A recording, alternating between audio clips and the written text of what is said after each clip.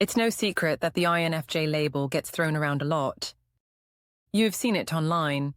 People claiming to be the rarest personality, quoting poetic lines, posting moody pictures, and saying no one understands them. But sometimes something feels off. You can't quite put your finger on it, but it doesn't match the real INFJ pattern. There's a difference between someone who truly relates to INFJ traits and someone who's adopted the identity for attention, ego, or misunderstanding. And that difference matters. Not to gatekeep, but to help people understand that being INFJ is not just about aesthetics, moodiness, or calling yourself complex. It's about how your mind works, how you process the world, and how you live in alignment with your internal values. A fake INFJ isn't always someone who's lying on purpose. Many people mistype themselves. Others latch onto the label because it makes them feel special. But the truth eventually shows in behavior, not words. That's why in this video, we're going to look at 6 common traits of someone who may not be what they claim. This isn't about shaming. It's about clarity. If you're really an INFJ, you'll likely see the differences right away. And if you're questioning your type, this might help you understand yourself better. Let's start with trait number 1. Trait number 1, obsessive rarity and I'm so rare. One of the first signs someone might be misusing the INFJ label is when they constantly talk about how rare they are. Yes, INFJs are considered statistically uncommon. But a real INFJ doesn't lead with that fact. They don't walk around saying, I'm one of a kind, or no one understands me because I'm too rare. That kind of self-promotion doesn't match the INFJ mindset. INFJs, if anything, often feel misunderstood, not in a proud way, but in a painful one. They don't celebrate being different. They try to make sense of it. They might feel out of place or emotionally distant from others, but they don't use that feeling to claim superiority. In fact, most true INFJs try to blend in.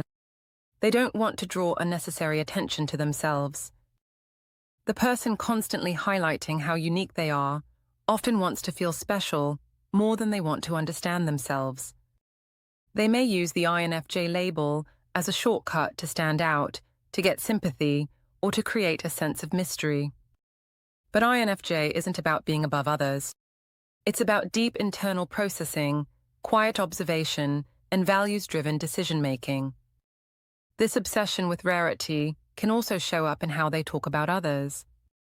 They might say things like, most people don't think like me, or I'm not like other types, in a way that sounds dismissive. That's not confidence. That's ego. And ego-driven thinking is not how INFJs operate. True INFJs often doubt themselves before they assert themselves. They question, reflect, and stay humble about their insights. If someone leads with, I'm rare, I'm complex, I'm one of a kind, and uses that to justify bad behavior or avoid responsibility, that's not INFJ. That's image control. And it's one of the clearest signs you might not be seeing the real thing. Trait number 2, empathy in words, not action. NFJs are known for being empathetic. They care deeply about other people's emotions, and they often carry emotional weight that isn't theirs. But this empathy shows in how they act, not just in what they say. One of the most common signs of a fake INFJ is someone who constantly talks about their empathy but doesn't show it in real life. They might say, I care so much, or I feel everything, but when someone around them is struggling, they don't respond with warmth or patience. They might talk about how they pick up on everyone's energy, but ignore obvious signs when a friend is upset. They might post emotional quotes and talk about compassion, but act cold, dismissive, or self-centered in actual relationships.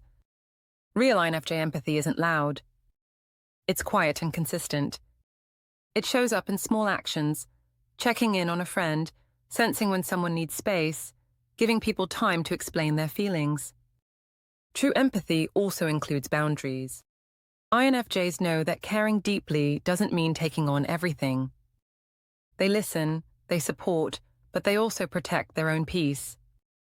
The fake version of empathy is more about appearance than connection. It's used as a way to gain emotional credit. Someone might want to be seen as caring without doing the hard work of being present for others. They might use the label to explain emotional overreactions, but not to take responsibility for how those emotions affect people around them. Empathy isn't just about feeling deeply.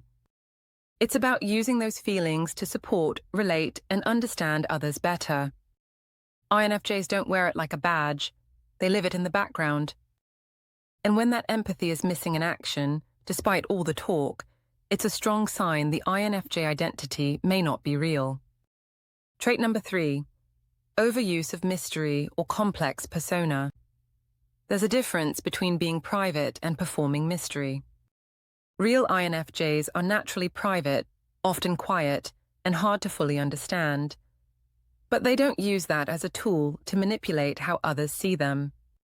A fake INFJ often builds an image around being deep, complicated, or mysterious, as if that proves something special about them. This kind of performance can show up in different ways. They may constantly remind others how hard to read they are. They might dodge direct conversations by saying things like, "You just wouldn't get it," or act like every thought or emotion they have is too layered for others to understand. The problem here isn't their personality, it's the way they use confusion as a way to feel important.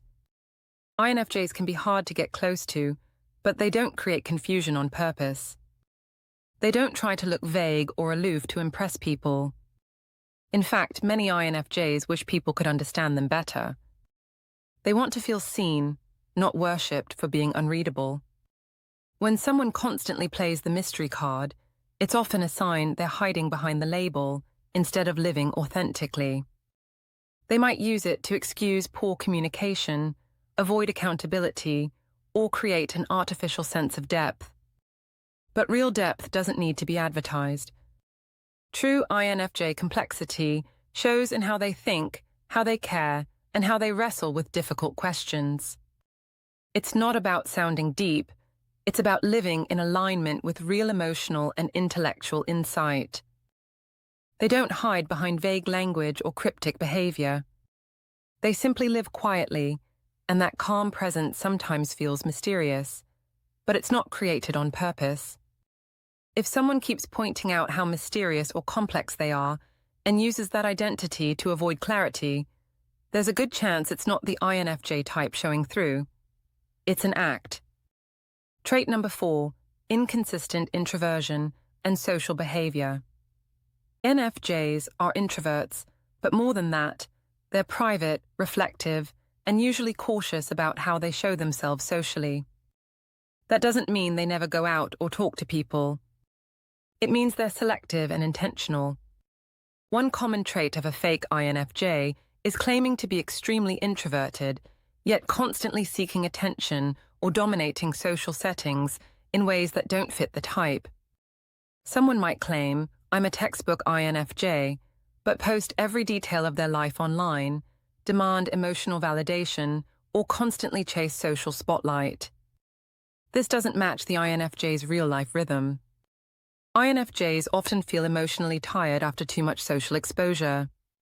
They need time to recharge alone, and they're more drawn to deep one-on-one conversations than group dynamics.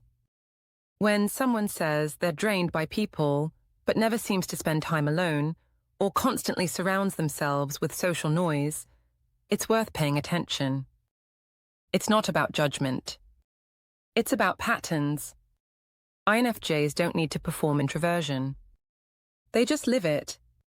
It shows in how they handle their time, how they prioritize their peace, and how little interest they have in being the center of attention. Fake INFJs may confuse being quiet in some moments with being introverted overall. They may post quotes about needing space while also constantly engaging in public drama or online validation loops. It's not the behavior that makes them fake, it's the contradiction between their claim and how they show up. True introversion is steady. It doesn't disappear when eyes are on you. INFJs can be social when needed, but they never chase the spotlight. If someone is always performing but claims to be withdrawn, it's likely the label is being used for identity rather than accuracy. Trait number 5, no understanding of cognitive functions. The INFJ type is defined by a specific cognitive stack: introverted intuition, extroverted feeling, introverted thinking, and extroverted sensing. A person who truly identifies with the INFJ personality often shows signs of that function stack in how they think, communicate, and make decisions. But a fake INFJ usually has no idea what that even means. They may love the label, the idea of being rare, intuitive, and emotional, but they've never studied how cognitive functions actually work.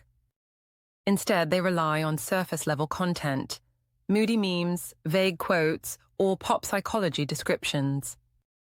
They'll say they're INFJ because they feel different or emotional or complicated, but they can't explain how they process information, how they make choices, or what patterns run their thinking. This lack of understanding becomes clear when they're asked to go deeper.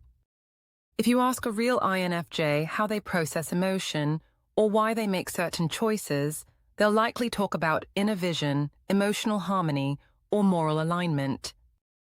If you ask a fake INFJ, they may just say, "Because I'm an empath," or "I just feel a lot," without any self-reflection. Understanding your type isn't about memorizing terms. But real INFJs are curious about why they are the way they are. They often study psychology, personality theory, or emotional behavior, not for show, but because they genuinely want to understand themselves and others. It's part of their introspective nature. When someone calls themselves an INFJ but has no interest in how the type works, or worse, rejects any explanation that challenges their view, it's a red flag. It shows they're attached to the image, not the process. And that attachment makes it harder for them to grow, because they're more interested in defending the label than exploring what it actually means. Trait number 6, identity as a badge, not a journey. One of the clearest signs of a fake INFJ is when someone treats the label like a badge, something to show off, protect, and defend, rather than a tool for growth and self-understanding. For them, being INFJ isn't about discovering who they are.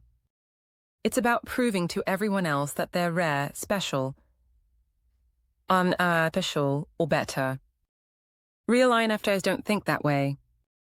They might feel different, misunderstood, or even isolated, but they don't wear the identity like a trophy.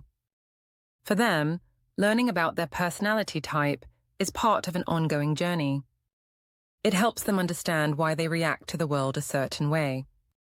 It gives them language for their experiences, but it doesn't define their entire worth. Someone who uses the INFJ label as a fixed identity often gets defensive when questioned. If you ask why they believe they're INFJ or suggest they might relate to another type more closely, they shut down or lash out. They treat any doubt as a personal attack. That kind of response usually points to insecurity, not insight. INFJs are naturally reflective. They question themselves often, sometimes too much. They don't see personality typing as a final answer. They see it as a tool. If new information comes along, they're willing to revisit what they thought they knew. They're open to growth, even if it means changing how they see themselves. Someone who clings to the label above all else isn't using it to grow. They're using it to build an identity they can hide behind. That identity may be based on aesthetics, social media trends, or idealized traits. But it doesn't match how real INFJs live, with humility, curiosity, and a constant drive to understand the truth, not just defend an image. Using a type as a shield keeps people stuck. The real INFJ path is about evolution, not ego. When someone stops growing because they're too busy protecting a title, It's a sign that the label has become more important than the person underneath it. Not everyone who claims to be INFJ is faking on purpose. Sometimes people genuinely misunderstand themselves. Sometimes they're drawn to the label because it makes them feel seen. But over time, the truth always shows up in how they think, how they treat people, and how willing they are to grow. Real INFJs don't chase attention. They don't need to prove their depth. And they don't cling to labels just to feel important. They live their truth quietly, consistently, and with purpose. If someone's actions don't match their words, especially when it comes to empathy, introspection, or emotional awareness, it's okay to question whether the label fits. What matters more than being a true INFJ is being honest with yourself. Labels can guide us, but they don't define us. Growth does. Self-awareness does. And in the end, being real will always matter more than being rare. Thanks for watching.